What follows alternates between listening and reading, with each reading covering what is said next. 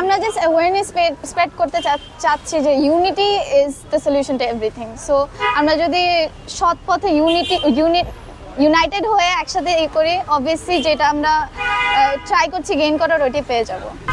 Traffic আইন আসলে প্রথম কিছুদিন যখন অ্যাম্পল অ্যামাউন্ট অফ স্টুডেন্টস ছিল তখন it was better control, and এখন আসলে when the youngsters are seeing আমাদের মতো মানুষদের ট্রাফিক কন্ট্রোল করা, ওরা আরও আগ্রহ পেয়ে ওরা যখন এগিয়ে আসছে তখন অনেক মানুষ হয়ে যাচ্ছে আসলে। এবং সবাইকে তো ফিরিয়ে দেওয়া যায় না, এবং ছোটদের দিয়ে কাজ করে কিছু সমস্যা হয়, যেমন ওরা একটু মাঝে মাঝে বুঝতে ঝামেলা করে, but everything is all right.